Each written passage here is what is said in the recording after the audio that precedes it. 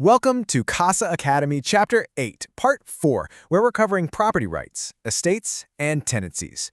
Think of this as your definitive explainer for distinguishing these critical real estate concepts. I am absolutely thrilled to guide you through this today, because grasping the nuances of how people actually hold and use property, well, it's basically the bedrock of your entire future real estate career. To get you fully prepped for the licensing exam, we're going to hit 6 key areas today. We'll start with ownership versus possession, then look at the tenant's bundle of rights. After that, we'll break down the tenancy at will, the tenancy for years, and the tenancy at sufferance, before wrapping it all up with a core concepts review. All right, let's jump right into Section 1, ownership versus possession. This is our core distinction, and it's the anchor point for literally everything else we're talking about today. The entire world of property estates basically splits right down the middle into 2 major categories. On one side, you've got freehold estates. These deal with actual, literal ownership rights. You own it. But on the flip side, we have non-freehold estates, which, you'll almost always hear called leasehold estates. These are usually created through a standard lease agreement between a landlord and a tenant. The absolute crucial takeaway here is that non-freehold estates merely grant the right to possess and use the property for a certain period of time. There is zero ownership involved for the tenant, none whatsoever. Which brings us to Section 2, tenant's bundle of rights. So if the tenant doesn't actually own the property, what exactly do they have? Well, even without ownership, they are empowered with specific, legally protected rights during their lease term. We call this the bundle of rights, and it gives the tenant serious, temporary power over the space. Just picture a tenant moving into a new home. Boom, they immediately gain possession. That's the legal right to occupy the space. Then you have quiet enjoyment. This means they can kick back on the couch on a Sunday morning, and no one, not even the landlord, can barge in and unreasonably interfere with their peace. They also hold the power of exclusion, meaning they control who enters. They lock the door, they decide who visits, subject only to very specific legal limits. And finally, control. They get to determine how the property is used as long as it stays within legal limits and the terms of the lease. But here's the catch. Because the landlord retains ultimate ownership despite handing over that temporary bundle of rights, all leasehold estates are considered what we call estates in reversion. The trick here is just to think of the word revert. When the lease agreement ends, those rights of possession and use, they automatically revert or return straight back to the property owner. Okay, moving on to Section 3, the tenancy at will. Now we're going to explore exactly how long these temporary tenant rights actually last, starting with the first of 3 specific leasehold categories you absolutely have to know for the exam.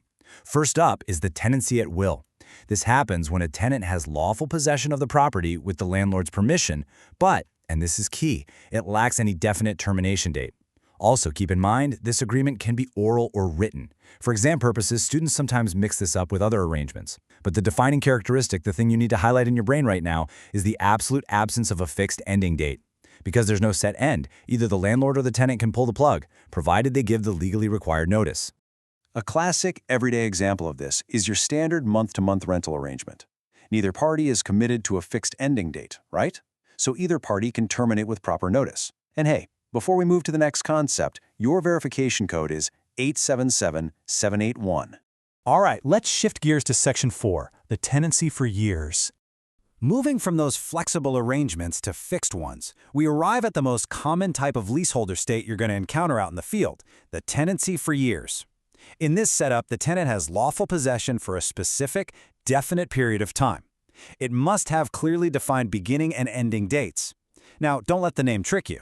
A tenancy for years doesn't actually require multiple years. It could literally just be a 6-month lease. But here's the kicker. Under Florida law, for it to be a tenancy for years, it absolutely must be in a written agreement signed by the landlord and witnessed by 2 individuals. No exceptions. Let's put this into perspective with a practical example. Say a property manager pulls up lease file number 601244. They check the paperwork and confirm a firm time frame, valid January 1st to December 31st, complete with all the required signatures. Because it has that rock-solid definite start and end date in writing, that is your textbook tenancy for years. Next up, Section 5, the tenancy at sufferance. So what happens when that definite end date comes and goes? This final category explores exactly what goes down when a tenant's legal right to occupy the property has completely expired. We call this a tenancy at sufferance.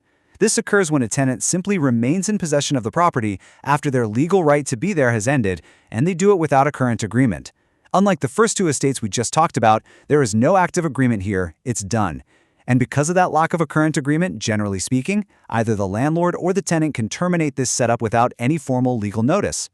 You'll hear this called a holdover tenancy all the time. For example, let's say that one-year lease we just talked about expires on March 31st, but the tenant, they just decide to stay on April 1st. They don't sign a new agreement, they just don't leave.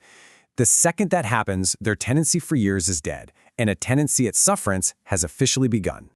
Let's bring it all together in Section 6, Core Concepts Review. We have covered a lot of crucial ground today, so let's synthesize these rules into a quick review to make sure you're totally locked in for test day. Look at the progression here. We start at the top with a highly flexible tenancy at will. No definite end date, can be oral or written, and terminated with notice. Then, we lock things down with the strict tenancy for years. That one has a definite period, specific start and end dates, and has to be written. Finally, we drop down to the tenancy at sufferance. The duration, expired. There's no current agreement, just a holdover tenant staying past their welcome. As you continue your real estate education, you have to constantly ask yourself, can you clearly distinguish property ownership from temporary possession? Mastering the difference between a landlord's freehold ownership and a tenant's non-freehold possession is absolutely the key to passing your exam. It's the foundation of everything. But I want to leave you with a bit of a legal mystery to chew on. Think about that tenancy at sufferance we just discussed. What happens if the landlord suddenly decides to cash the holdover tenant's rent check for April? Does the legal clock reset, creating a whole new tenancy, or is that tenant still just trespassing? Well, we are going to unpack that exact scenario in our next chapter. Until then, keep reviewing these concepts.